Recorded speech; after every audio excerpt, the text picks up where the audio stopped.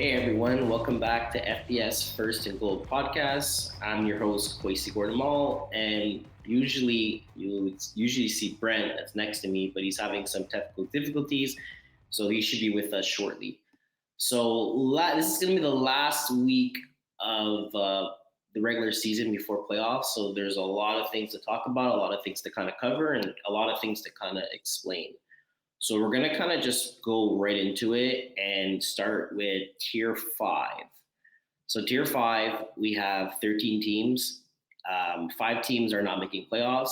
And it kind of looks like Cafe 67, Gamblers, a very good football team, Vengeance. Unfortunately, your season is basically over. You're not going to be making playoffs. You do have some games left, so let's try to finish strong, try to get some wins, and try to get some upsets. There's a couple teams here that kind of need wins, like Bloodline, Jamaican bobsled team, Illegal Alien, Puff Puff Pass. These teams all need some wins to kind of secure a spot for playoffs. Right now, we have Puff Puff Pass that is 4-5. That's just at the bottom 9 seed. So if they're able to kind of make a last push, they have one game left to try to get into above average, so 50-50. They're playing Shockers, so that should be a really intense game for them. Shockers is 5-3, so I'm pretty sure Shockers secured a playoff spot unless some crazy things happen. Regarding points against, I think actually no, sorry, I take that back. Shockers is fine. So a lose for Shockers doesn't really affect them, but for Puff Puff Pass, it's definitely going to give them a leverage of getting into a playoff spot. Then we have Illegal Alien right now that's in the 8th seed, so they're just on the line for playoffs. They're 4-4. Their last two games that they're going to play against is TD Brunas, and they play Shockers as well. So Shockers has the opportunity to kind of knock out two teams. Well, not knock out two teams, but have the opportunity to kind of close basically the gap on both these teams. But it's to a point where if Shockers beat Puff of Pass, it kind of puts Alien in a better spot because of the points and against. So Puff of Pass right now has 252 points against, and Illegal Alien has 209. For the ones that don't know, when it comes to playoffs, any tiebreakers goes to points against. So if you go on the website and you look at playoff breakdown, it'll kind of show you exactly how it works. And it also offers the tiebreak info to kind of shows you how it works. So it goes number wins, then head to head, and then points against, and then points difference. So basically, usually when it comes down to it, it's usually points allowed during when we have a 2 or 3 teams that are usually tied. And that might happen because you have Jamaican bobsled at 4-5, and then you have Bloodline at 4-4. Bloodline have 2 games as well. They play a very good full team. That should be a win for them. And they play Airbnb. So Airbnb should be a tough game. Airbnb is 9-0. They're going for a perfect season. So that's definitely a game they're going to want to win. But a very good full team is 1-6-1. So unfortunately for them, they're just playing for fun and trying to get an upset. So right there, as I was talking about, if very good full team could beat Bloodline, that puts them in a very bad spot, bringing them to 4-5, and then playing a Airbnb the following, I think, the next day. That they could end up 4-6, and then for Puff Puff Pass, it's a great situation for them. Because if they end up winning their game, they'll jump into 5-5, and it puts Bloodline at 4-6, and they'll jump them out of their spot right now that they're in the 6th seed. For the rest of their teams, pretty much everyone else is fine. TD Brothers are fine, Shockers are fine, PSTM are fine, and TGS are also fine. So the teams right now that we're kind of looking at is Jamaican bobsled team that have 1 game left. They play a very good full team, so that should be a win for them. That should boost them up to 5-5. As I said again, for Bloodline, they play a very good full team in Airbnb. So very good full team has a lot of games riding on them where teams are going to want to take off their head. Then we have Shockers. They're playing Puff Puff Pass and Illegal Alien. So for them, it doesn't really matter. Then Illegal Alien, as we said before, they play TD Brothers and Shockers. So again, there's 1 week left of football, including today. So I guess there's season ends on Monday. So we're sorry, not 1 week. There's about like five days left. So we have the tonight, we have the Friday and Saturday, the Sunday, and I believe we also have the Monday. The playoffs is coming up, and for Tier 5, it's gonna come down to the last games, as we can see. And I'm kind of excited to see who's gonna make it into playoffs, because I believe Puff of Pass should be the team that gets knocked out, just because how the scheduling. And it's kind of interesting to see Bloodline. Bloodline's a team that they've been in the league for a couple seasons now, and they usually don't have the best record. And the fact that they're 4-4 now, I'm sure they're super excited. I'm pretty sure they're happy, and then they have a chance to make a playoff push. So good for them. That's pretty much it for Tier 5. So I'm going to go down to Tier 4 now. Tier 4 is pretty much insane. We talked about it before. We have 33 teams in this division. It's the biggest division yet. That's into one. We didn't split into two. It's literally into one. And there is 1, 2, 3, 4, 5, 6, 7, 8. There's 8 teams. Wait, 3, 6. Sorry, there's 9 teams that don't make playoffs. So to be honest with you, for tier 4, everyone's pretty much done their season except for Aris University. No flags given. Or those are the only 2 teams left. So if you're looking at the standings right now, we're pretty much done. Everybody in the 24th spot looking up are safe, unless Aris University gets the win. But no, I think they're in this. No, 3. No, to be honest with you, everything's secured. It doesn't matter if Aris University wins, they'll go 3-7. They'll put no flags given at 5-5, which they'll be fine. They'll probably drop a couple spots, maybe 1 spot. Right now, no flags given's in the 18th seed. They'll drop down to maybe the 19th seed at worst against Monsters, because the points again, so they'll probably switch. But other than that, Tier 4 is done. We have our 24 teams for playoffs. Aries University, unfortunately, you have too many points against. So even if a win, you go 3-7, and you have no chance of getting to the playoffs. So just looking at the breakdown of playoffs, 1-8 get buys. So congratulations to Another Run, Reborn, Prospect Studs, Texas Whales, Uncle Rico's Riders, Blow Gang, Richard, and Sophomore Excel. You guys right now have the buy. I'm not sure if anything's going to change for anything points against. No, because there's some ties. So right now it seems like the site is fine. Everything seems right. So you guys should get the buy, and then after that, we're gonna have 9 versus 24 and going down. So those are pretty much going to be the wild card round that we're going to get into for the following week after the first week of playoffs are going to start. And that's pretty much it for Tier 4. We're going to go down to Tier 3 now. So Tier 3, looking at the standings. So Tier 3, we have a decent amount of games left. We have 20 teams in this division, and this is the closest division that we have. We have 19 teams with more than 3 wins. Usually you don't see that. Usually you'll see like maybe 15 or 14 teams, but we have 19 teams. So everything is still really close. There's still a lot of games left. Right now, the teams that are kind of that need wins. Team Sexy is 3-4. They still have 3 games left, which is kind of crazy. TBD is 3-6. Pasta Arapuradi is done their season, so they're pretty much done. Black Vipers 3-5, still 2 games left. Mofos have 1 game left. The Hustlers are 4-4 with 2 games left. There's so many games left for a lot of these teams. It's gonna be an interesting week for pretty much everybody. Looking at it, you have Mongoose that are at 4-5, Maule Boys are at 4-5, Bruins that finish receiving 5-5. They end up I want to say they end up losing their last game of this season, but should not affect them as well. But it's so hard to kind of calculate of who's not going to be in the playoffs and who's going to be in the playoffs because you still have so many teams that have so many games left. Like Team Sexy has 3 games left, where if they win at least 2 of them, they should be fine.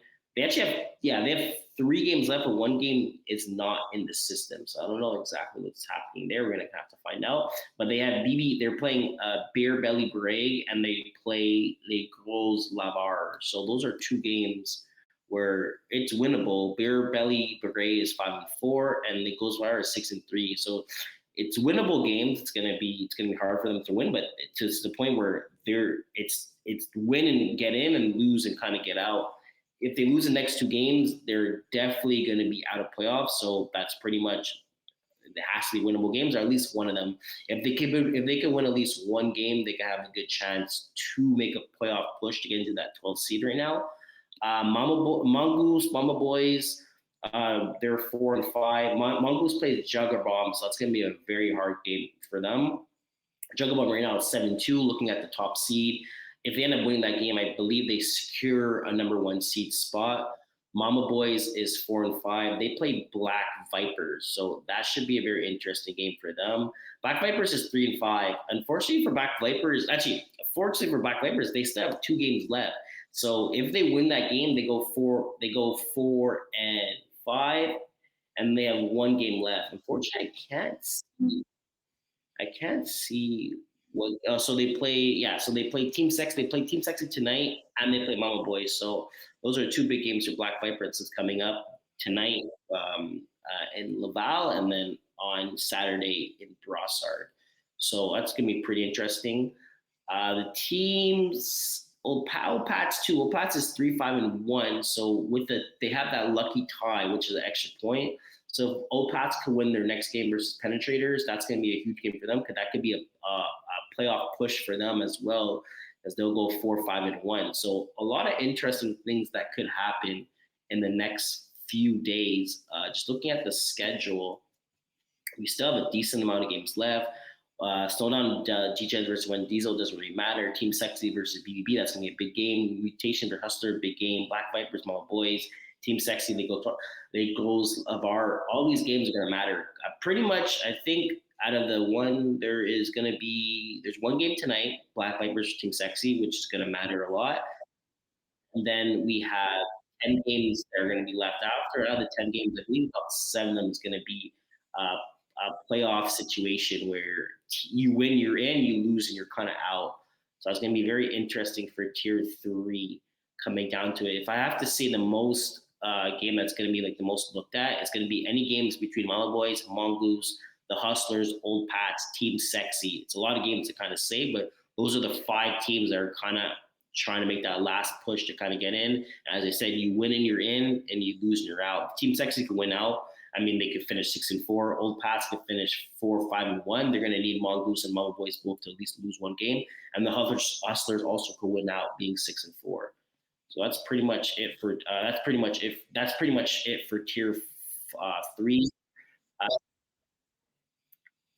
Just to look at the playoff breakdown, 1-4 get 1-4 seeds get buys, and then coming down to the divisional round, it goes 5-12.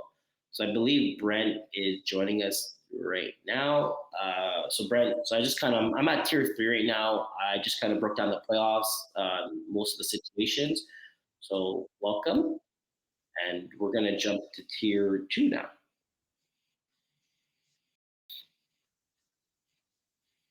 Yeah. So Tier 2. No, go ahead.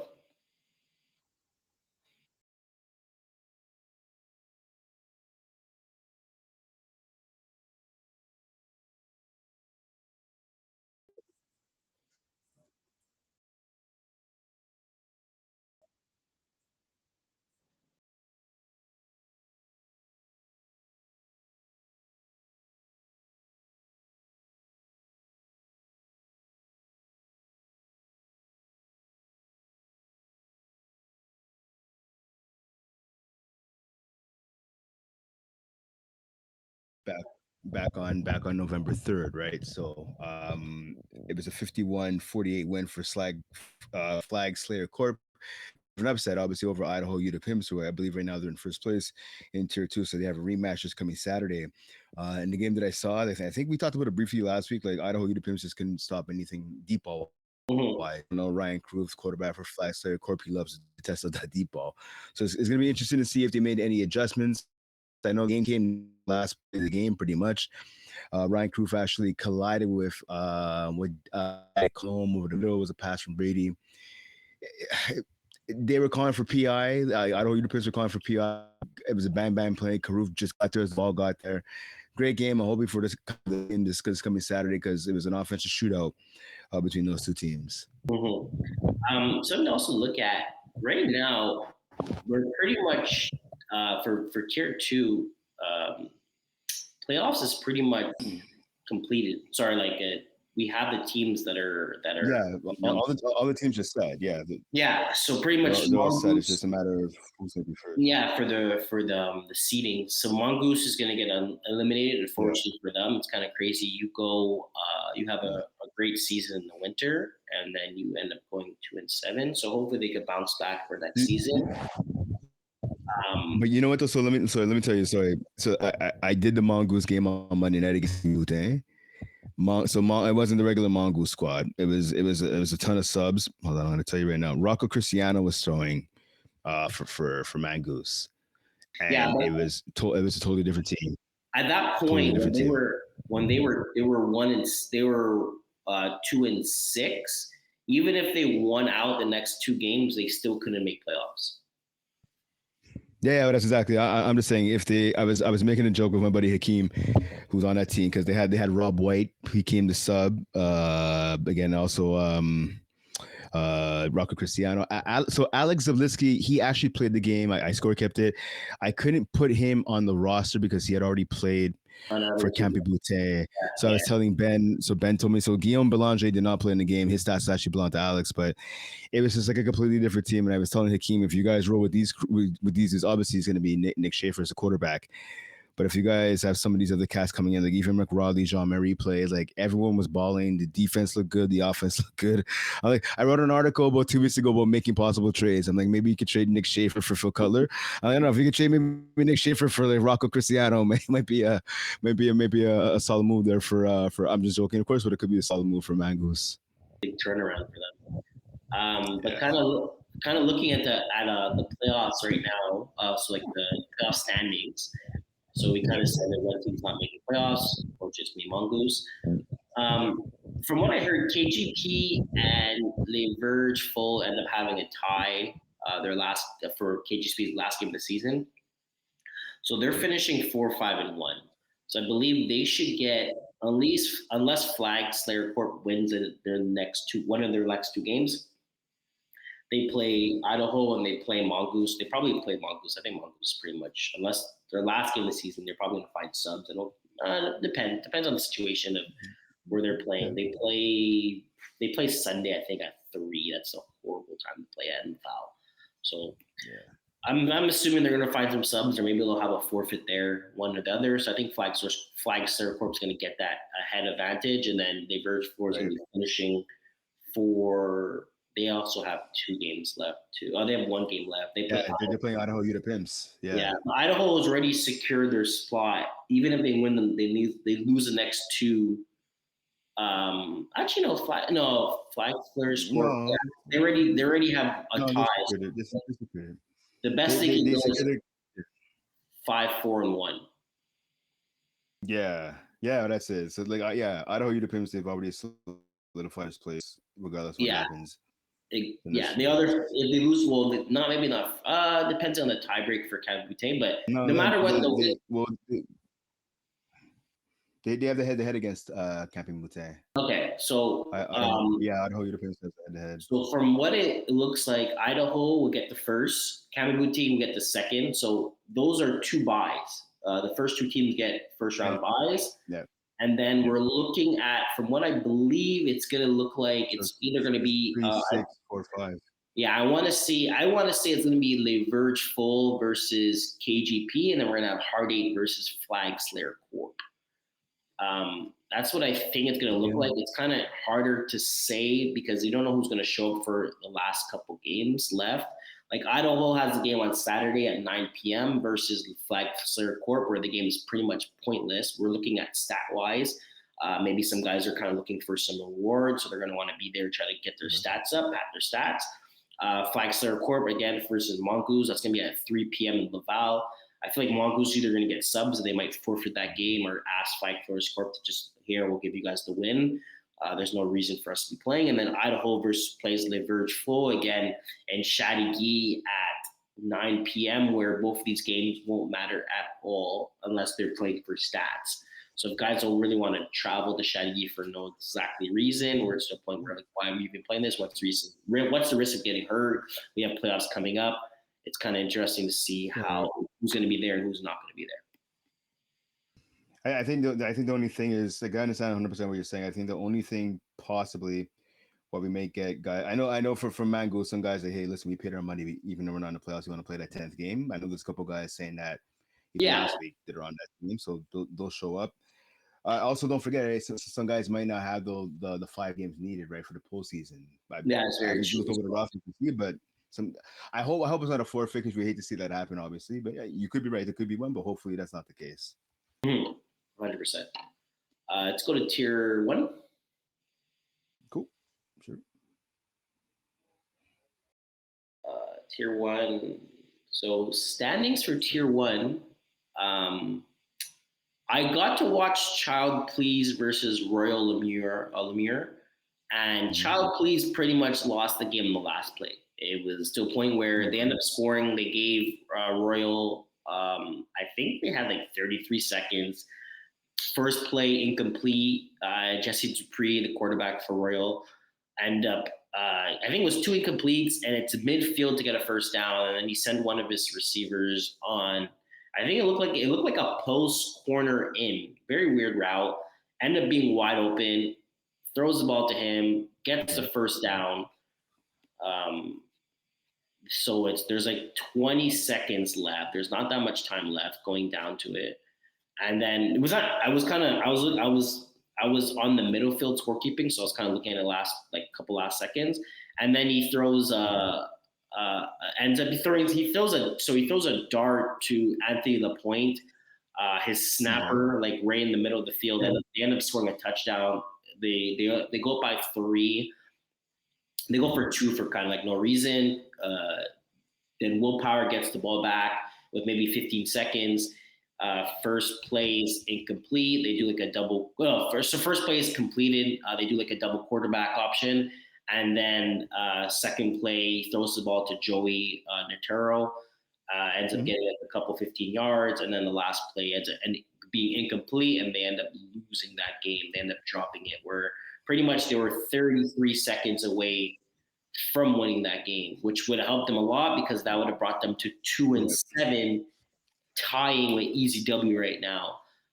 For the ones that kind of don't know this yet, or kind of listening, or are not aware of the standings. So we have 7 teams in tier 1, and 1 team doesn't make playoffs. So the 2 teams that right now are at the bottom is Easy W, that's 2-7, and Child Please at 1-8. So if we're looking at the last 2 games, I think Child Please plays Easy W, right? So I'm going to say that perfectly sets it up, because they're playing each other this Saturday in Brassard. They're going head to head, Child Please and ECW. Yeah, and that's the first game they played versus each other? I want to say yes. Oh, no, they played versus each other before. No. So, yeah, they played week 6. ECW got the 3-1-26 win over Child Please. Yeah, so I think because even if Child Please beats ECW, they're tied head to head. So it goes points against, which is unfortunate.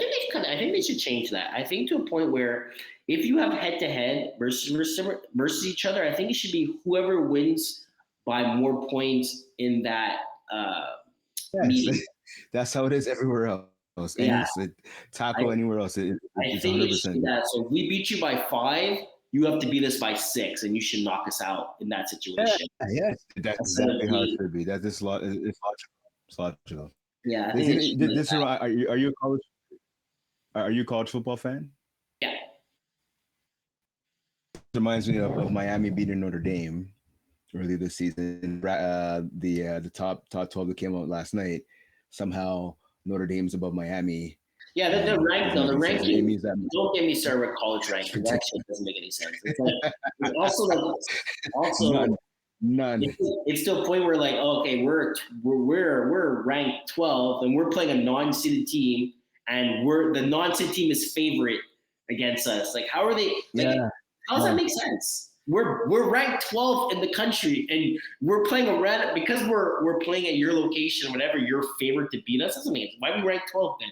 But don't rank us at that point. Like, I don't know who's making these rankings, but that dude, I'm telling you, like Labor Day weekend, I went down to the States and I was literally at the border, I was driving through. I was at the border. He saw I have a football hat back of my car, so he saw it. He was peeking in, he saw it, whatever, and he goes, "You're a football fan?" I go, "Yeah, 100%." So we started. It was Ohio State and Texas, so it's beginning of the season, and me and him are both like, "How is Ohio State, the defending national champs, the underdog to Texas?" And we're both like, Arch Manning is the reason why. And obviously, we see how the season's going now, and that preseason prediction, it's not looking too good for Texas, but that is what it is. But no, anyways, yeah, the college football ranking is pretty ridiculous. it doesn't make any sense at all. Anyways, So going back into it, it's to a point where Child Please kind of gets screwed over because their points against is 31 more than ECW. So ECW just has to make sure they win the game they're in, or if they lose the game, they don't lose by more than 31, and they're automatically in a playoff spot. So unfortunately for Child Please, you guys have a lot of work to do. You have to literally beat the team by more than 31 points. Yeah, you have to beat them by more than 31. So good luck to them. Hopefully they could do so something. if you could pick who if it was just head to head and whatever, like winning. Oh, if it was ECW or Child Please get. If it was head to head, but head to head meaning they played Child Please would have to win by 6 in that game, right? No. So that's what I mean is like throw out all the like against and all that point I differential. would Just take straight up. If the game is weekend, is this? I would take You think ECW? Yeah, but Why? so I just think they've been playing with each other long enough. They always have the same four guys. Even if they're 5, they go 5, they go 6. They never usually have subs. They usually come with the same guys they've been with for so long. So I kind of like that about them, and I feel like they're a team where at the end of the day they'll keep like they won't stop playing. You know, like they'll be down by 20, they're playing. They're up by 20, they're playing. They're having fun. I just think they're a better core than Child Please. I think right now this year Child Please is kind of over the place. They don't look as good. I think that's why the record's 9-8. I know it's an adjustment with the rule with the midfield for both quarterbacks, Will Power and Jeremy White. That's one of their biggest issues going into the season. But I think ECW just has the upper ledge. I feel like ECW would have the upper ledge when it comes to both these teams. What do you think? What would you say in that situation? I honestly, I played against like versions of Child Please. Some of those guys have been together a lot as well.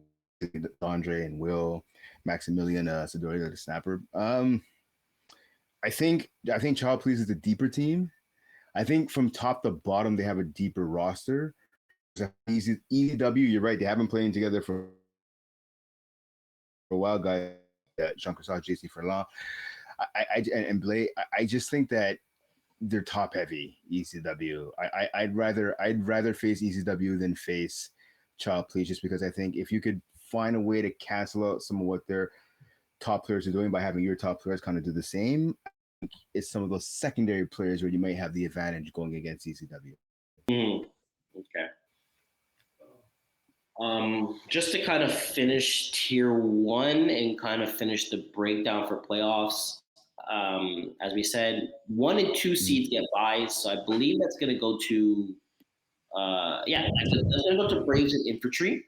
So we're going to have Braves at number 1 seed, Infantry is number 2. Party Crashers are going to stay in the 3rd seed, and they're going to play ECW in the 6th seed, and then Royal and Vultures are going to play in the 4th and 5th seed. That's pretty much, unless some crazy thing happens between Child Please ECW. But at this point, this is what it's going to be looking at. Going down to the schedule, there's only 2 games left: Child Police versus ECW and Royal versus Infantry, and the games really do not matter. So that's pretty much for Tier 1. Let's go to women's.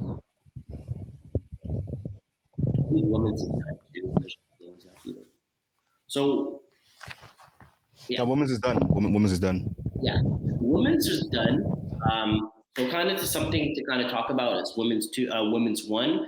So women's 1 is pretty much 8 teams and 3 divisions. That's pretty much how it was set up. We had 3 teams that signed up for Division 1. We had 2 teams that signed up for Division 2.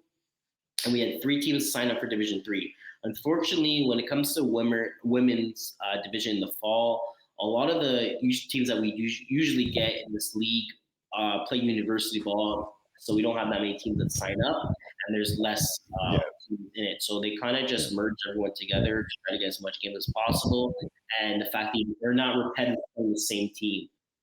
So the playoff breakdown right now is we have a Tier 1 and a Tier 2. Tier 1, we have Icy Hot, McGill, and Chaos. The playoff format, how it works, is semifinals. You have the second place versus the third place. In the finals, you have the first place, basically the first, whoever's in the first seed in those 3 teams get the first place. Tier 2, we have Wolfpack. So, The Rock, Turf Titans, Mercenaries, and She Sparks. And then it's the basic 1 versus 4, and then 2 versus 3. And then the 5th place doesn't qualify. So it's gonna be interesting. So it's going back to Tier 1 for a second. Like you said, obviously it's a 2 versus 3 matchup. The winner of that first place for the first place overall team in the finals. So I believe Icy Hot is first place taken, right? Let me just double check that. The standings here. I'd written that down. Just want to triple check here. Yeah. Sorry, Mavericks. Actually, sorry, my apologies, Mavericks. So, what's your question? Yeah, so the Mavericks are 10-0 undefeated. So, I'm saying because right now, so the Mavericks, right? They're listed as first place. So it's going to be the winner between Icy Hot and Chaos is going to be facing the Mavericks for the finals, basically. No, Brent. So Mavericks are not in the Tier 1. Mavericks are in Tier 2. So Tier 1, it's Chaos. Oh, it's Mercenaries, right? And McGill. Yeah, okay. Sorry, it's Mercenaries. My apologies. Mavericks, Mercenaries, Mavericks. Sorry. Delete that part. Okay. Yeah. Okay. Yeah. So exactly. Yeah. So I see how it. Yeah. So question. So I'm going back, right? So I'm looking at it right now. So then technically, Chaos is in first place then. Yeah. So Chaos is in Tier 1. Look at the teams. Yeah. Chaos gets the first seed, and Icy Hot's playing McGill in the first round. Yeah, exactly. Exactly. That's gonna happen in like 2 weeks. And this is interesting. Yeah, and this is interesting because right now McGill's getting better. They lost recently to Icy Hot by 1-score game. They lost a score game, right? So I mean, it's McGill team that could one of those teams. They're not to say that they're winning coming into the playoffs because they're not, but they're playing a lot better ball. Special, you never know. Yeah, no, exactly. We're kind of saying McGill's getting better every single week. Icy Hot doesn't look that impressive if they're not hot. Like it's kind of weird to say, but when this team is on, they're on. But I've watched them the last couple games, and they're slow to start, and it's to a point where a lot of these girls are they're ballers. Don't get me wrong, but it's kind of mission match. If you took this girl to play on this team, it's like a miss and match of the I want to say like Sub-Zero. Yeah, if Cayenne and Sub-Zero. Cayenne, and there's also the Matrix. Yeah, and Cayenne. That's what it is. The Matrix as well too is kind of a merge of 3 teams. So again, stud girls, but sometimes it takes some time. Like I know they've had over 10 weeks now to kind of play together and kind of get the chemistry going. But sometimes if quarterback's kind of slow, you get a couple missed drops to start, and the team kind of starts hot on you, like a McGill team where they can score touchdowns fast. They have some pretty good girls on that team. So it's gonna be interesting to see the first round of the playoffs for Women's 1, because right now McGill has the upper advantage, the fact that they just beat Icy Hot, and they have the momentum going into this game and kind of saying like, listen, yes, this team is good, but we beat them. We know we could beat them, and we have a chance in this game. Mm-hmm. And then now going True. into the playoffs for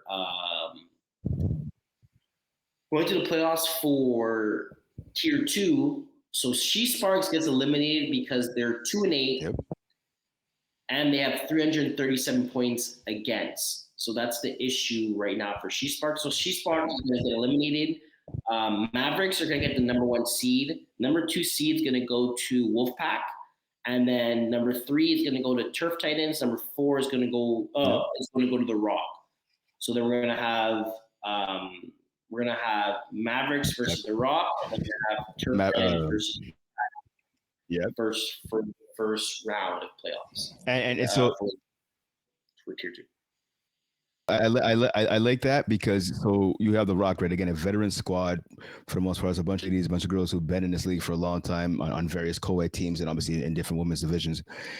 They're very on the Mavericks, right? I like that matchup better for the Rock than if it was let's say if it was like Turf Titans or if it was like Wolfpack or something playing the Rock. I like that. I like this playing the Mavericks. I like this matchup a little bit better. Yeah, I like the matchup experience. I like the matchup as well. The only thing I do not like was I would have liked Mavericks to jump up.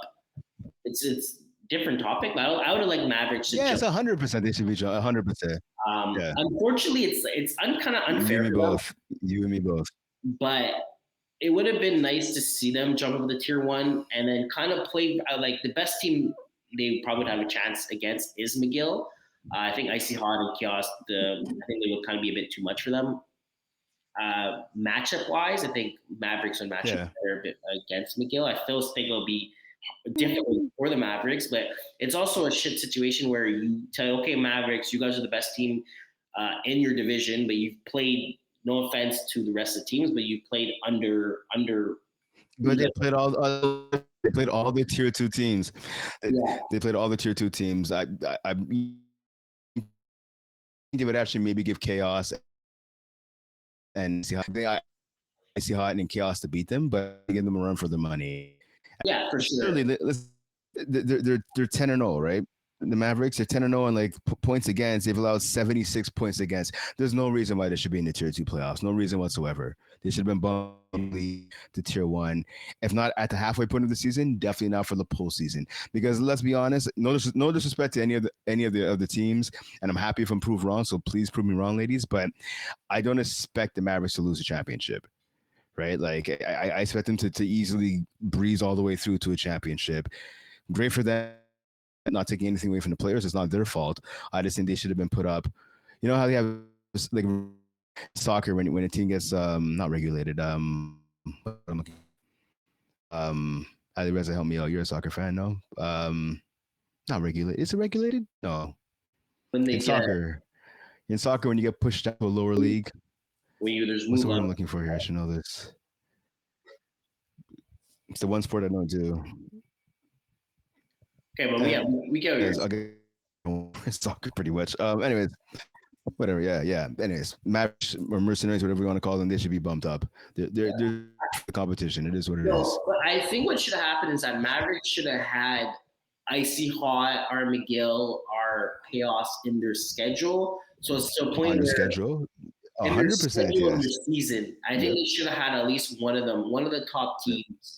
To kind of see where they stand, like definitely that would have been a bit better instead of the fact where it's like, okay, well, you played teams that weren't that good, and then now you're going to play versus a super powerhouse team where you never played against. Like it's not as fun. It's unfortunately like you kind of would want the experience to play them in the regular season and then try to get them in the playoffs. It's like, okay, well, we kind of know what we're looking for instead of just kind of throwing them in here and be like, oh, hey, you're going to play versus girls that literally play on national teams or have the potential to play national teams. And like, it's hard to adjust when you're not used to playing versus a certain skill level that it's hard to adjust right away when you're playing versus a certain skill level. Very true. Compared to like because you're seeing it for the first time, right?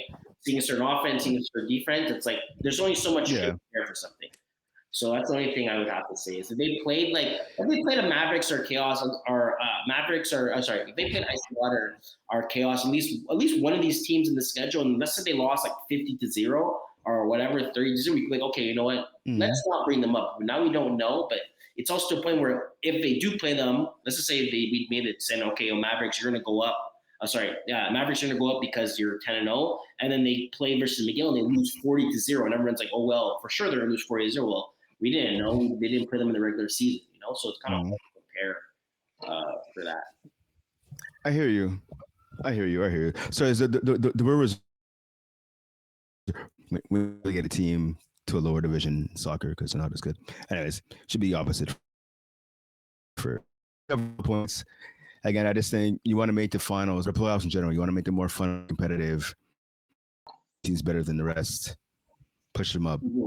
I don't think, and you know what? Even for the ladies on the Mavericks and Mercenaries, or you want to complaining, we don't know where that's where that would come from. The complaining, someone should be like, all right, you know what?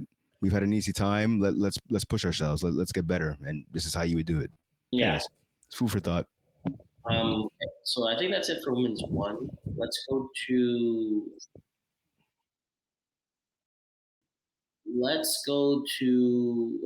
Co-ed 3. Let's go to Co-ed 3 here. So looking at the standings for Co-ed 3. So we have five teams in Co-ed. Sorry, we have 5 teams in Co-ed. Sorry, we have 5 teams in Co-ed 3. Looking at it, playoff standings, I'm just looking at the 2 teams here. We have Big Steppas and Route Runners. They're both 1-7 and 1-7. So I believe it's going to go down to these 2 teams. Route Runners have left in the schedule Delicious and Delicious and Big Steppas.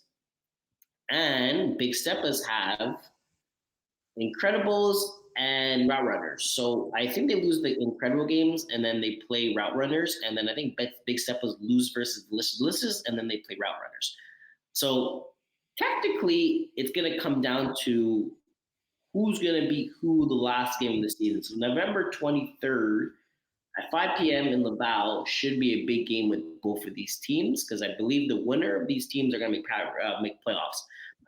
Mavericks goes 10-0. Incredibles are going to go 8-2. Delicious should go 4-6, and Runners and Big Steppa is depending who wins are going to go take the last playoff spot. Looking at the playoff breakdown, no buys, and one team gets out. Brent, if you're going to choose, I kind of broke it down. It's going to be between Route Runners and Big Steppas. Out of these 2 teams, they're going to play versus each other.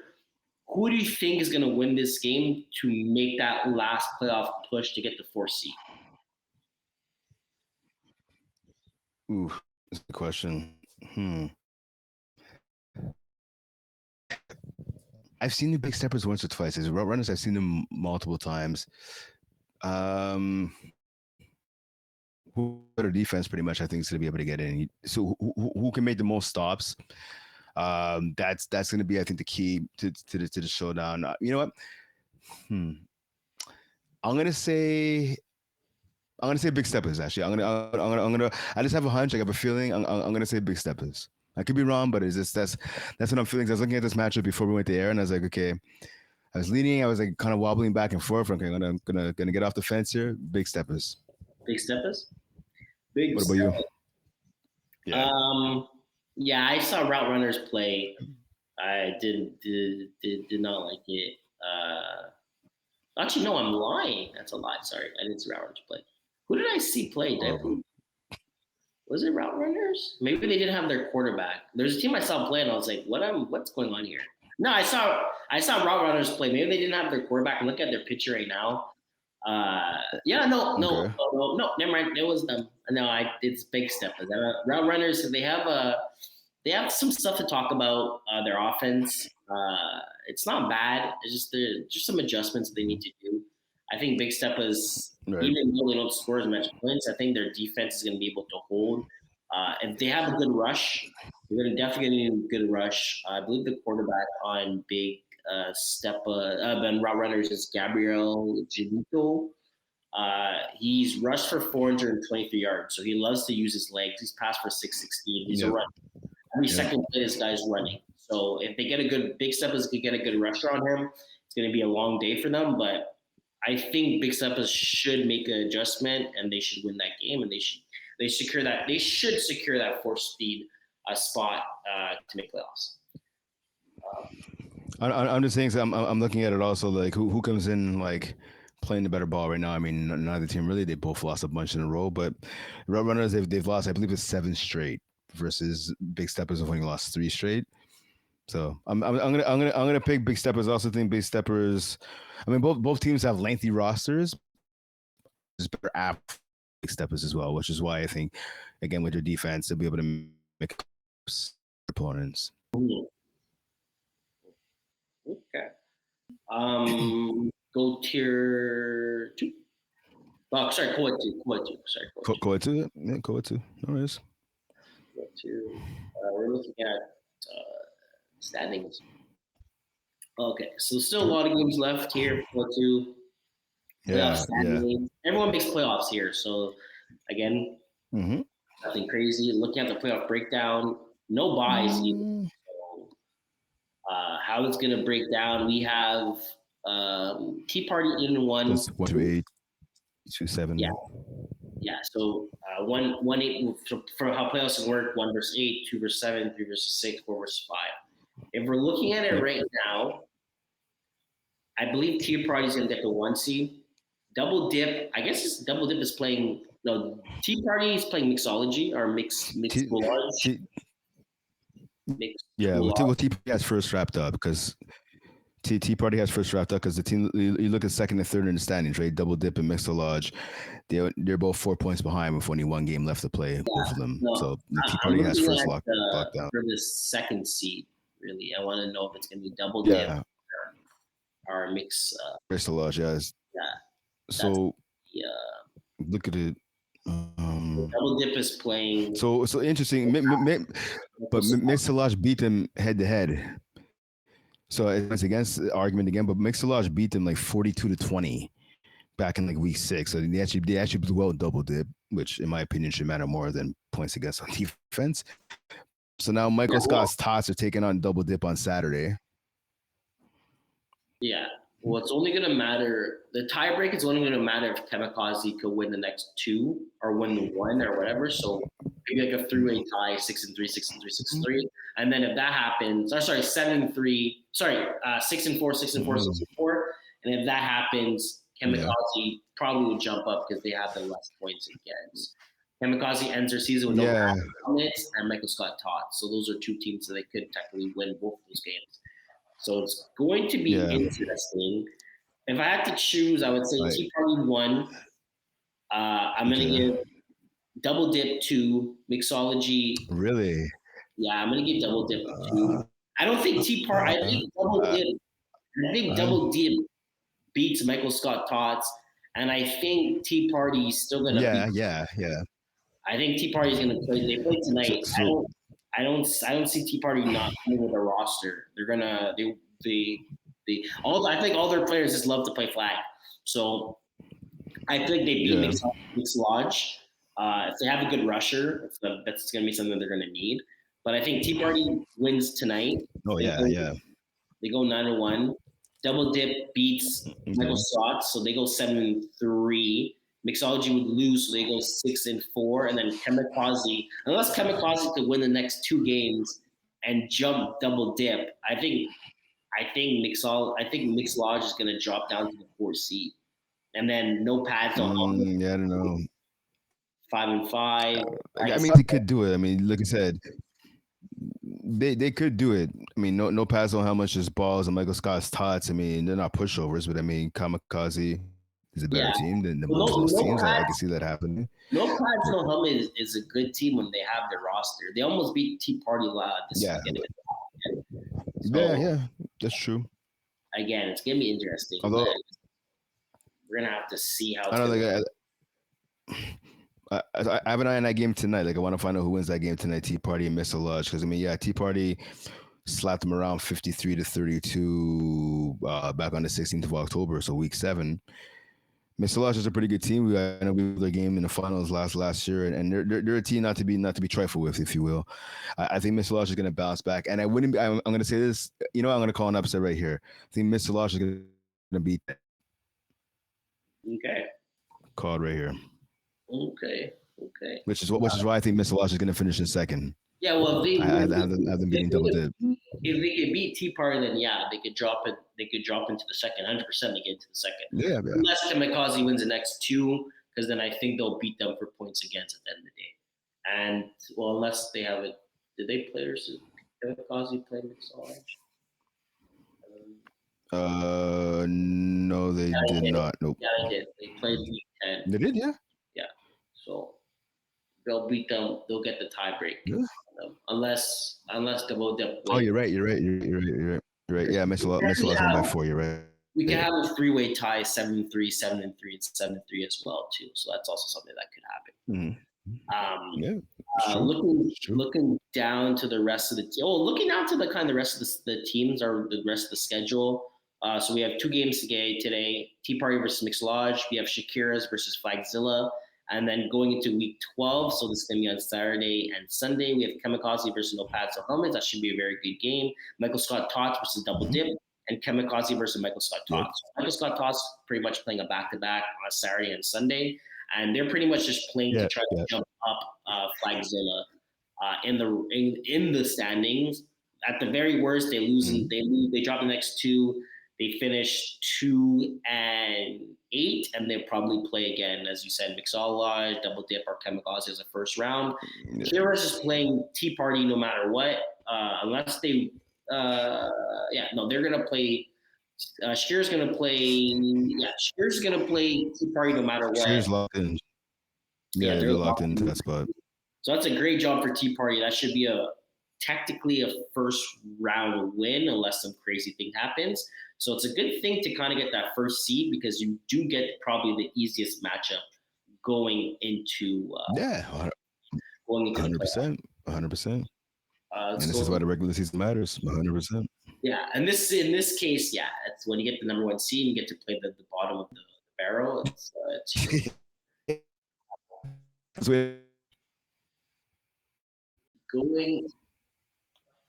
going into Co-Ed 2 now.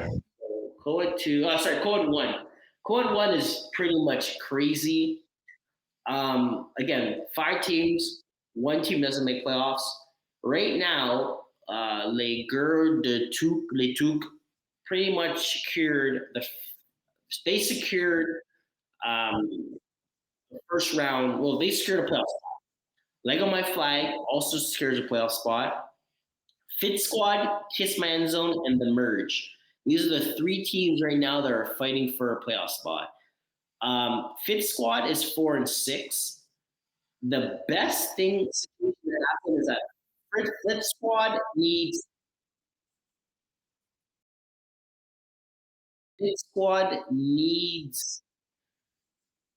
The Merge to lose their last game. And then Fit Squad, either The Merge needs to lose or Kiss My End Zone needs to lose. Kiss My End Zone has 2 games left.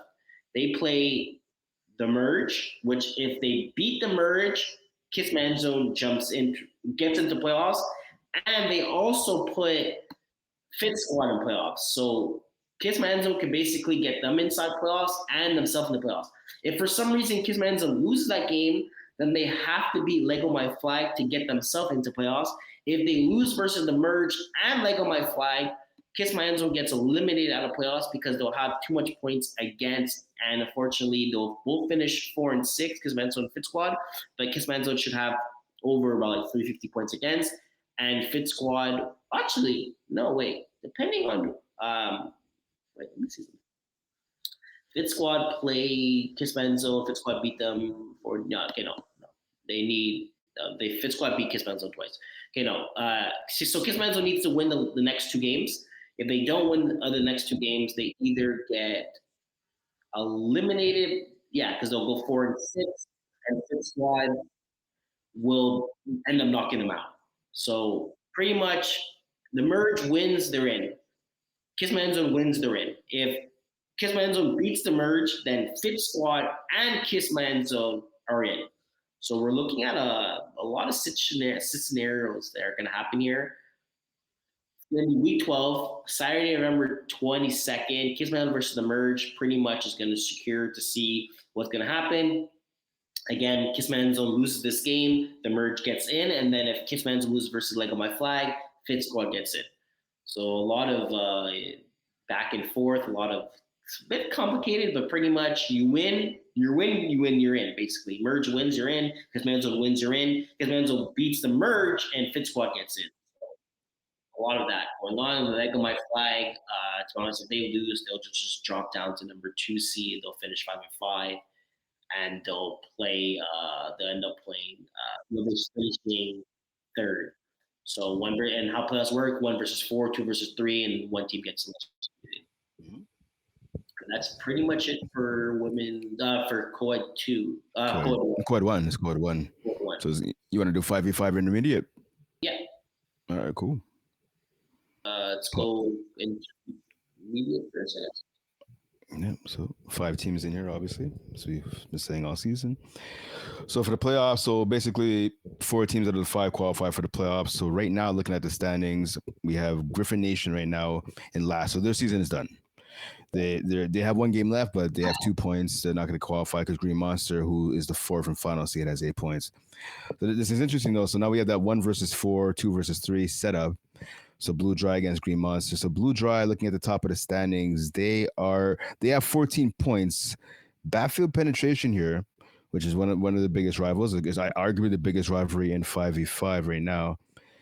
Looking at the head-to-head, Blue Dry won in week 4, and then Blue Dry, backfield penetration, won in week 5.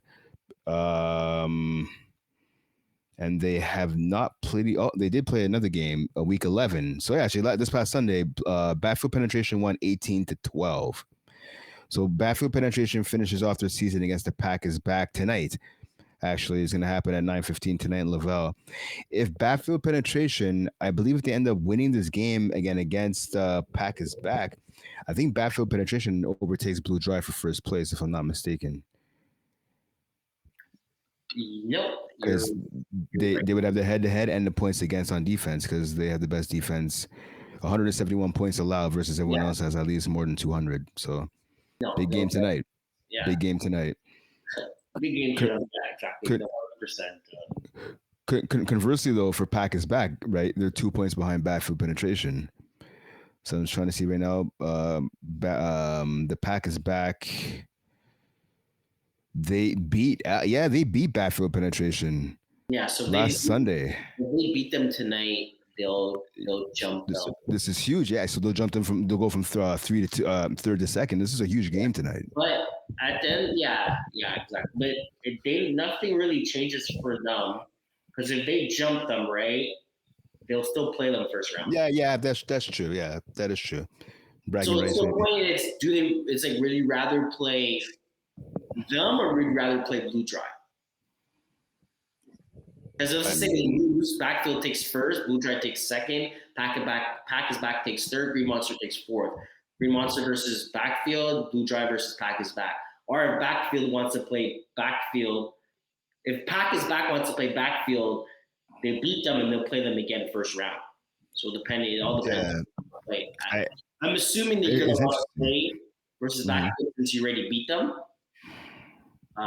So I mean, I guess it's a big game for them because I think they would rather play a team they beat compared to a team they didn't beat yet.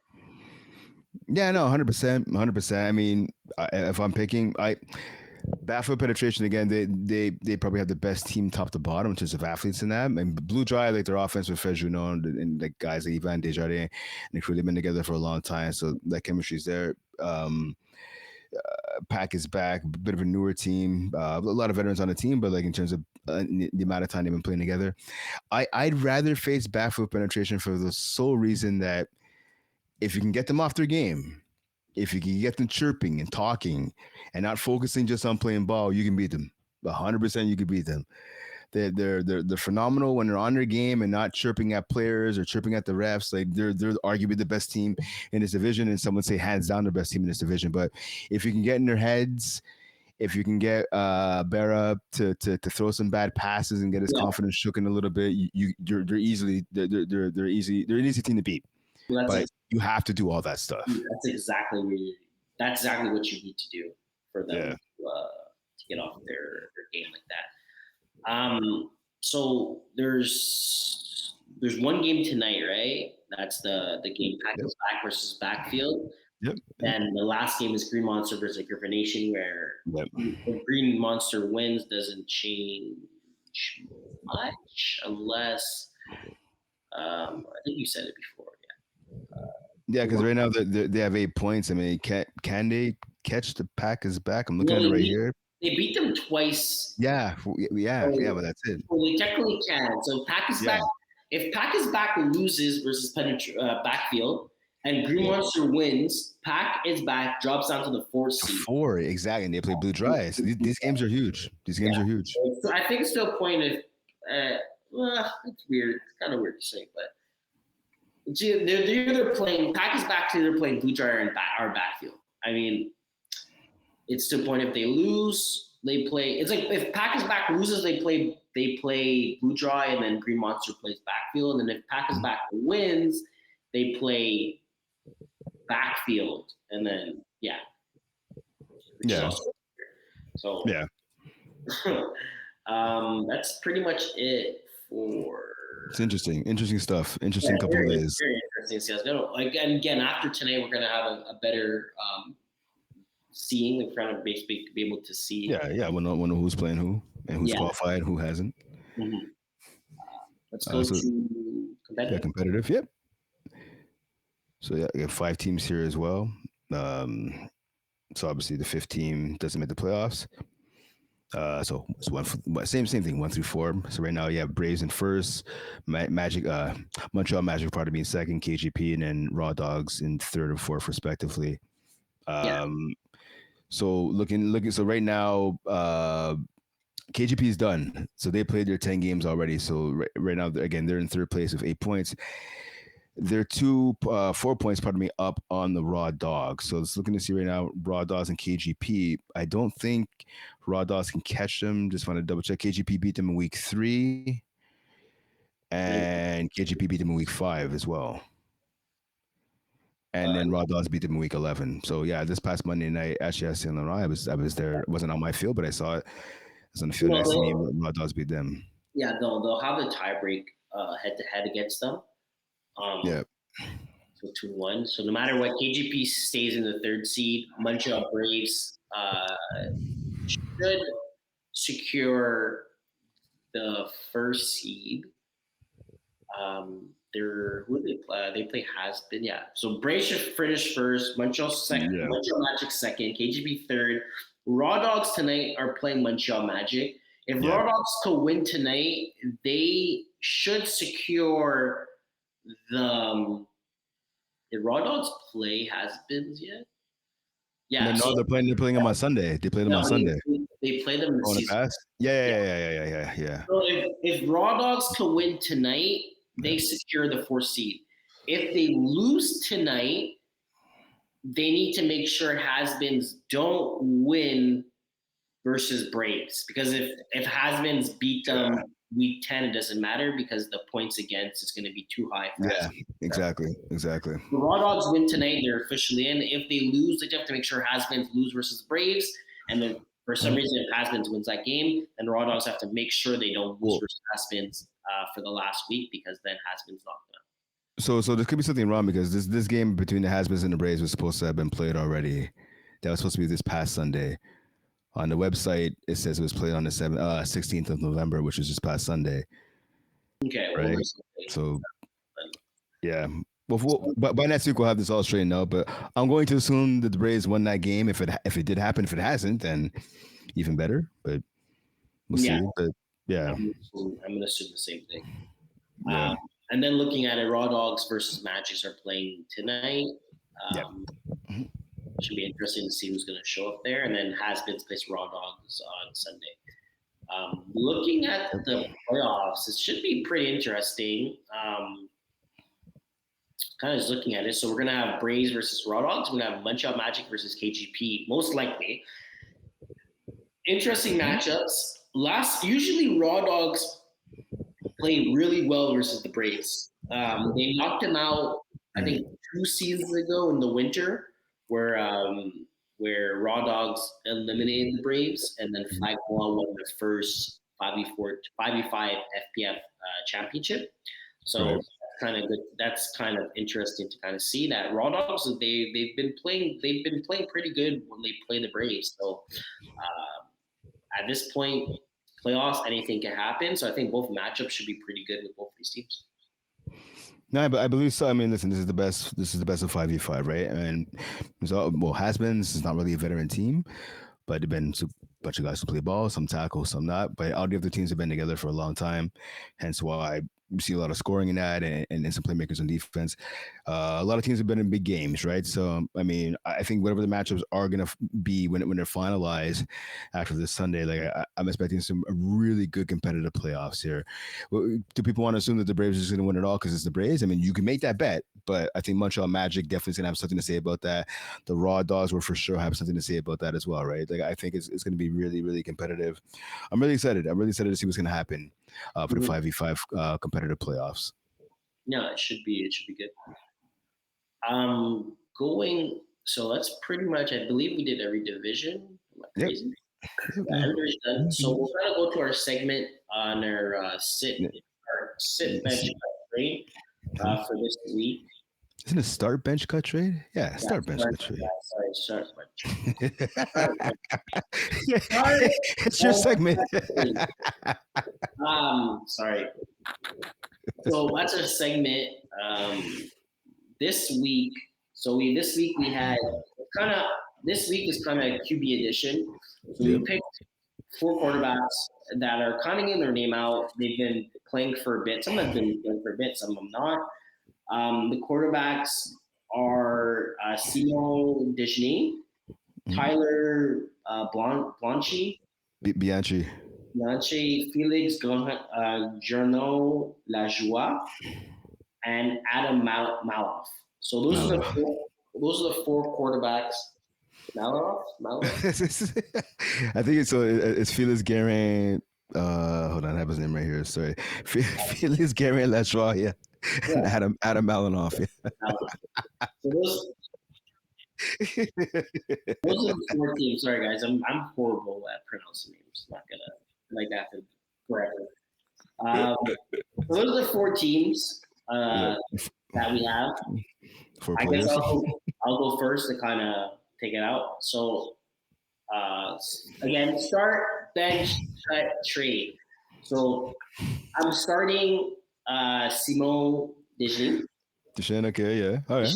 I'm starting Simon. I'm gonna put Tyler on my bench. Okay. I'm going to trade Adam. Okay. I think right now he's starting to be he's starting to get his name out there. Good athlete, getting better at the quarterback position every single season. A lot of people are going to start knowing his name a bit more. I think right now he's kind of his scale is kind of going up, so you get some good value. And I'm going to cut Felix because I don't really know exactly who he is. I seen him play a bit. He's a runner.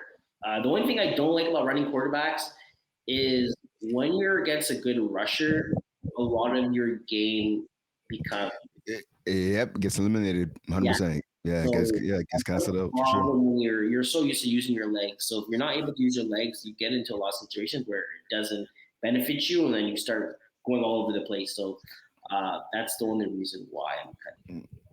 Okay, that's fair. I'm gonna start Adam Malinoff. I've gotten to know him a little bit from the last couple seasons in FPF. I think he's a phenomenal athlete. I know I think he came back from a knee injury a couple years ago. So like he has a rocket for an arm. He's accurate. He's smart. He could also scramble, but he doesn't rely on that. He's not an athlete playing quarterback. He's a quarterback that can run. I've seen his offenses. I've come away almost every game impressed with how his play calling and his delivery of the ball. So I'm going to start him. I'm going to bench.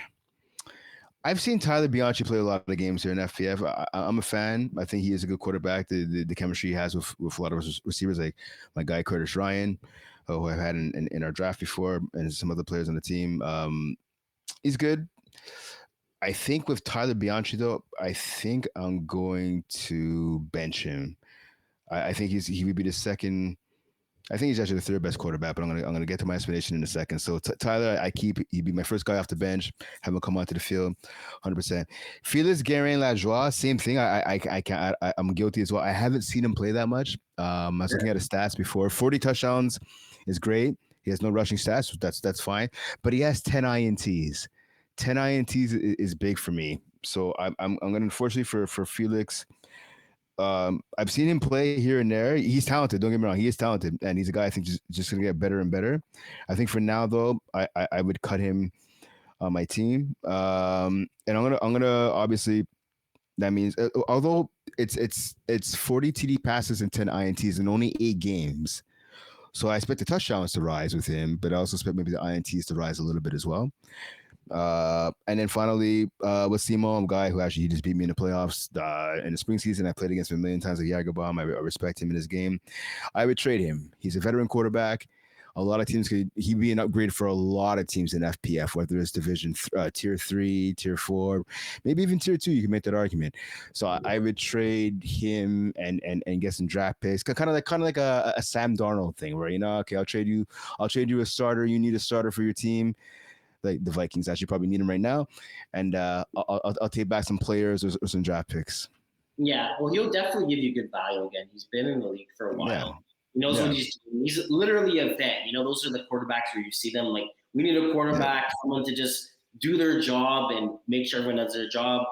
Put him in any type of system, he's gonna run. He's gonna know what to do. And he's also super smart.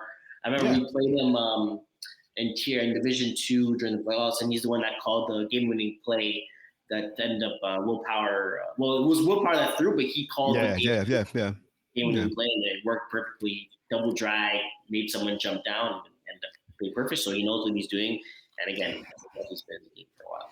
And you know what? Also with him, with Simon, is I can't say this. I mean, Maule does play receiver, obviously, and he's a good defender. But I haven't seen Tyler play, and I haven't seen Felix play any defense. Simon is actually really good on defense too.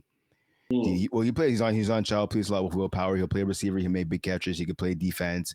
He's a ball hawk. He gets his hands on a lot of passes. So you can have him play quarterback. You can have him about your defense. Good two-way player. Yeah. No, he's a good guy. Good pick. Good picks. Yeah. So that's pretty much it for sit bench cut trade. We're not going to have a draft for this week. So pretty much right now in our draft, we're at part 6. We did 6 drafts. Mm-hmm. It seems like it seems like it's gonna be 3-3. So it's gonna like I'm gonna win 3 of them, and you're gonna win 3 of them. So what we're gonna do is going into the first or the second week of playoffs, because not the division round, the first official round of playoffs. Yeah. We're gonna do our officially last draft. Okay. We're gonna have our players, and then we're gonna pretty much whoever wins that is pretty much gonna be the FPF draft champion. All right, there you go. That's sounds good. To the people that are wondering where the draft is for this week. Yeah. What's gonna happen though is that we're able to catch up and kind of put everyone on the same level as us to kind of know what exactly happening. And when it comes to playoffs, the second round of playoffs, when you get drafted, you're gonna know you got drafted, and it's gonna be more to a point where you'll see we'll have a point system before. So it's not gonna be like, oh, I got drafted today, but you only find out next week and your results already come in. It's gonna be exactly. It's gonna be better for pretty much everybody and more kind of engaging and stuff like that. So for the last draft, so it should be pretty cool. Cool. So one thing I know, so we had a podcast meeting yesterday, Quaysie and I and Ali Reza with Jeff and Ben and Phil. So we have a segment that we're going to be debuting next and for the winter season, because yes, we'll be back for the winter season, which again starts January 5th, I believe, right? It starts the winter season. Yeah, January 5th. January 5th. Yeah, so don't forget as well with that, registration is going to be opening up. So by the time this comes out, today we're the 19th. So by the time you guys see this live, registration will have opened for the winter season. So go to FlagPlusFootball.com and register your team or register yourself as an individual because spots will be going fast. So please don't wait around. Winter season is our biggest season. I know we said last week we're going to have divisions 1 through 7 for 6v6. For women's, it's 3 divisions this year, thankfully. We have co-ed 1, 2, and 3. We also have 5v5 co-ed this year. Mm-hmm. So that should be really interesting. 35 plus as well. And obviously just a regular 5v5 format. So to be competitive, recreational, and intermediate. So 3 different 5v5 divisions as well. So make sure you get out there. November 20th registration starts. So this episode will be out by then. So make sure you go on and get FlagPlusFootball.com and register your team. So anyways, the new segment that we have is we haven't thought of a name yet. I don't know. We'll toss it around. Maybe 5 questions or 3 questions, burning questions, hot take. I don't know, anything. Anyways, we're going to be asking you guys some questions. And well, we'll ask each other some questions. What we want to do is get you guys to come on either anywhere you want. It could be Instagram, Facebook, definitely Twitter, right? We're going to be setting up a Twitter account for FPF. We want you guys to send us in questions to ask. We're going to have some rapid fire questions of our own. Maybe we call it rapid fire. I don't know. Anyways, first question. Who in women's 1? So again, playoff team, we broke on the playoffs before. There's tier 1, there's tier 2. Who do you think is most due, or who do you think could be possibly upset in the first round for the women's 1 playoff? I was looking at the teams and I was thinking might be, again, with the Mavericks Mercenaries not playing tier 1 where they should be. I think it might be, I'm going to pick Icy Hot. I think Icy Hot might get knocked off possibly in the first round. I mean, I could be wrong, but I don't think they're gonna win. I don't think they're gonna lose back-to-back games. I don't think they're gonna lose against. I don't think they're gonna let McGill beat them twice. You know, okay. I think they lose one game. So fair. I'm just thinking, like I said before, right? McGill is playing better ball. They have a really good quarterback, Emily Adam. Crazier things have happened. I don't think it's gonna happen either. But I'm saying if there's a team that could get upset. Yeah, very true. I would have to agree with you on that. If it's going to be a team that's going to get upset in the first round, I believe it should be that team. And do you think anybody for tier 2, or you think tier 2 like everyone, all the favorites, or I think it's pretty much for that. Really? Okay. I think Mavericks are going to roll over. The Rock. Yeah, no, they don't play the Rock in the first round. Oh no, okay, so no, you're right. Yeah, so no, it would be it'd be Wolfpack. It would be Wolfpack, The Rock, and McGill Turf Titans, huh? I'm mistaken. Yeah. I honestly, dude, I think The Rock could beat Wolfpack. I think The Rock could beat the Wolfpack. Well, the Rock could beat Wolfpack? No. No, I'm saying you never know. They played versus each other. Wolfpack won 34-6, and then they beat them 33-13. I mean, you got 2 chances. I hear you, and you're not wrong. You're not wrong. 27-0, and then 14. Them 4 times. That's early in the season though, but I hear you. I just saying, okay. This the only reason I say this because right now the Rock's offense, they struggled all season on offense. Even as recently against the Wolfpack, like I said, 33-13 back on November 3rd. But since then, their offense has gotten better. Like they put up almost 20 on the Mavericks. That's not nothing to turn your nose up at. And obviously, they smoked She Sparks 41-6.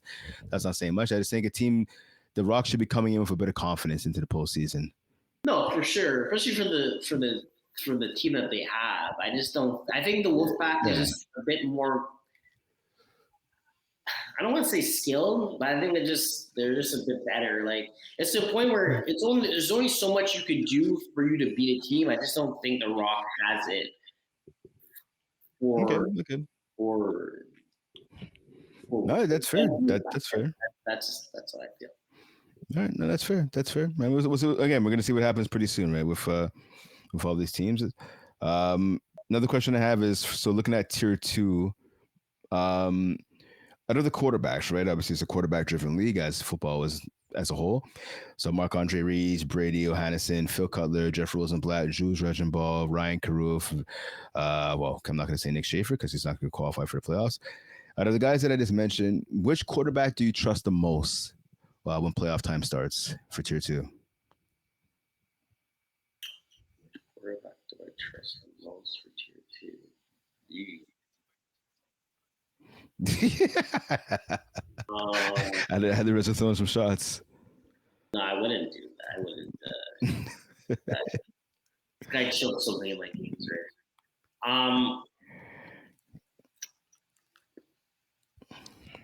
I would say Brady, but Brady's choked playoffs, so I would say Jeff, but Jeff choked. Everyone, all these guys are chokers, man. Wow. Tell Jeff not to invite you back to his house anymore. No, but if you look at it, like I think I would go. You know who I would actually go with? I would go with Marc-Andre Rees. Okay, that's fair. That's fair. I would go to Marc-Andre Rees, and yeah, I would go. Yeah, that's right. Although I'm not gonna lie, dude. In the playoffs, I mean, he hasn't had the best playoffs, but the one thing I do like about him is that if nothing's working, he's not throwing a stupid ball. He's using his. That is true. That is very true. A lot of these guys throw. That's true. Sometimes they make throws. I'm just like, why? Because I played with Jeff. I played with Phil. I've seen Brady, and sometimes they make throws. I'm like, why did you throw that? And they're like, wow. Like, for Lamar, it's to the point where he's not throwing it; he's running. You know, so. And that's why I asked that question, because we've seen bad decision making from all these quarterbacks. What about Jules Regenball? He's kind of the unknown here. I mean, he's got us come up from some of the lower divisions. Usually, plays like 4 and whatnot. It was his first year. He's not bad. I don't think I saw about him is that when he doesn't have his deep ball, he's not as good. I feel like his deep ball, he's very. I like the way he looks his balls too. Like he'll wait for the post score to kind of develop, and he throws it. But I feel like when he's playing a defense that's kind of like deep, he has harder struggle to actually make. He's kind of like a Prince. You know, like I want to go deep, and I haven't seen him enough to see that he forces it. I just don't feel as comfortable. The fact that I don't believe he has a short game. Okay. Yeah. Okay, no, that's fair. Listen, I'm going to agree with you. I'm going to agree with you. I think Marc-Andre is the quarterback I would trust the most. I honestly think Marc-Andre Reeves is the best quarterback in Tier 2. He makes up for what he lacks in height with his running ability. He's smart. I like his play calls. I've seen him play a lot now where he doesn't have that many bad throws. He does have to throw on the run, especially with his height. If the rusher's tall or taller than him coming up the middle, he has to evade and get to the outside and throw with his feet moving sometimes. So when your feet aren't always set, you don't have the most accurate ball all the time. I put my money on him being the best quarterback. I've seen a million Jeff games. I love Jeff, but I've seen a million Jeff games. I've seen a million Phil Cutler games. I like Brady a lot. I think Brady's a stud as a quarterback. I take him on my team any day of the week. I would just give that edge though to Marc-Andre. I think he's the best quarterback in Tier 2. Yeah, I would say the same thing. The only issue again with Mark is that if you have a good rusher, it starts to be a problem. But the thing is, it's hard to get a rush on Mark. Well, that's exactly. Okay, last question I have is which team? So we talked about a lot of different playoff scenarios and whatnot. Which team do you think is under the most pressure? Doesn't matter any division you could think of under the most pressure this last week of the regular season. The most pressure for this last week? Yeah. I would say the Merge. Oh, okay. I would say the Merge because Merge they're back-to-back champions, right, for Quad 1. Right now, fall is kind of, again, we're 5 teams. It's not that competitive. And they're in the verge of not making a playoffs. Yeah. No, you get back-to-back championships. You're screwed as the best quad team, and it's to the point where you're getting knocked out. You don't even qualify to make playoffs into the fall. Yeah. You know, I think they have the most pressure. They have a big game coming up versus Kiss Manzone, where it's the point if they win, they're in, and if they lose, they're out. You know, so I feel like for them, it's here and it's now or never. You know, I think that's the most pressure. Yeah, and I think like so, like I think it's fitting, right? They play Kiss My End Zone because you look at, like you talked about before, right? They're both tied in the standings, for fourth place right now. Kiss My End Zone has the edge. So yeah, I was gonna say Blue Dry because what we talked about before with obviously against for backfield penetration and that, and the whole almost kind of near tie there for first with the Packers back and all that. But yeah, I'm gonna go with what you're saying. The merge, especially when you look like the back-to-back champs, you look at the talent on this team, right? Like the merge, they started the season, they struggled to start, right? They were 2-2. Yeah, they're not the best season this year. Yeah, they're struggling, and with a team with a lot of talent, it's surprising. So yeah, I think they're under. There was this was like a professional team. There was a head coach. You know, if they lost and didn't make the playoffs, the head coach would be fired like the day Yeah, after the season. it's to a point like that. It's kind of like to be honest, it's kind of like Kansas City not making playoffs. You know, it's like Yeah, that's fair. you're Super Bowl contenders for the past 5 years, and then for some reason this year, where your team you're favored, I think to win the. I think they came in as being favored to us for Some of that. where you not even make playoffs this year. Well, this is. I mean, listen. Like they beat my Niners in 2019. The year before that, I forget when D4 went outside against Brady and the Patriots. I can't remember what year that was. I could look it up, but they've been a Super Bowl contender since like that season, right? And that's more than 5 years. I want to say that's. Hold on, I can tell you right now. D4. Anyways, I agree with what you're saying. I think for sure it would be the merge, just because it's yeah, they're too talented to be where they are right now in the standings. 100%. 2018, D4 went outside. I don't know if you remember that game. It was against the Pats. It was in KC. It was at the AFC Championship game. And Javarius Mooney Ward now played for my Niners for a bit. Now he's on the Colts. He picked off Brady, but D4 was called for offside. He was his hand or whatever was in the neutral zone before the snap. Yeah, I remember that. And then Brady marched down and they scored a touchdown. They won all that stuff. But yeah, anyways, yeah. So it's a good analogy though, like good comparison. Chiefs and the merge. That makes actually a lot of sense. Okay. Cool. All right. Question. Thank you, sir. Yeah. So like I said, so next week, if you guys want, like, go on Instagram or go on Facebook, whether you're on the Facebook group or not, or if you are on the Facebook group, go onto the Facebook group and put in your questions, or send your questions to Quaysie, send your questions to myself or Ali Reza. Hit us up. Let us know. We want to get your guys' questions and we'll answer them live here on the show. Mm-hmm. Do that. Cool. I think that's pretty much it. Yeah, man. That's it. So pretty much we're done here. I just want to say good luck to everyone in the playoffs. We won't have a podcast for next week. It'll be the week after the divisional round is done.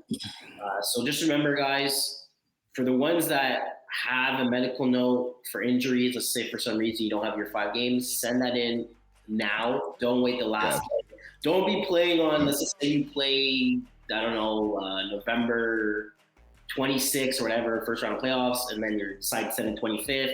It's very frustrating. Yeah. That makes it hard on both the league and both the teams, because trust me, teams complain about guys not in 5 games, and they're wondering, oh, how is he playing? And the league's kind of waiting, and just it becomes a shit show, you know. So get your medical notes in if you have it, or if you have some sort of issue regarding a player that was at a game and he didn't get his game played. Message FPF now, get it in now, so they can kind of just figure it out and everything goes smooth. Playoffs. I'll let Brent talk about registration. Yeah, again, like I said earlier, right? Same thing. Pay attention, Ali Reza. I already talked about registration. He's telling us in our ear to repeat it again. Yes, registration once again for the winter season will begin November 20th. So this is the 19th today. We're filming it. So by the time this episode comes out live on YouTube, by the way, like and subscribe, please. Make sure you get your team registered in there for the winter season. Spots are going fast, so make sure you get in there or register yourself as an individual. And of course, don't forget, go on the FPF Facebook page, go to the group and just look for. I've seen already guys are looking for extra players, ladies are looking for extra players, or just players who are looking for teams. So make sure to get up on there. and do your thing. Sorry, before we go, one thing. So obviously, I know the news came out this week, I should say. Or no, last week. We're Tuesday today, Wednesday. So it came out over the weekend that FPF favorite and part of the original crew, Maule is departing from FPF. For those of you, most of you know, I've known Maule. We've been friends, since we played ball together 2000 or 2001, so a very long time ago. So I've known Maule for a long time. So we're buddies. I always bust his balls on his horrible choice of teams: the Marlins, the Bulls, his hot flaming garbage Raiders. But yeah, he's a brother. He's a good dude. So most want to say thank you for everything you've done for FPF. You've helped build the league to what it is today. You're one of the key players. I remember he got me to come into FPF. I was done playing Concordia. And he's like, hey, man, there's a flag football league going on. I was like, flag football? Really? That's kind of soft. I don't know about all that. And typical tackle football. I'm sure you might have had the same view back in the day as well. And I was like, flag football? Okay, whatever. And I remember coming out to a game, him and my buddy Rick Cummins, who is in and out the league here and there the last couple of years. They come check it out. And I came, I got to meet Rob, and I was like, this is pretty cool. This is all right. So then I think the season after, I think I ended up joining, and I've been hooked. I've been part of FPF ever since. So and shout out to Maule for everything from handling emails to being professional to helping obviously steer the ship with going from Rob to Jeff's ownership now, and helping out with referees and everything. So I know he's done officially as a scorekeeper.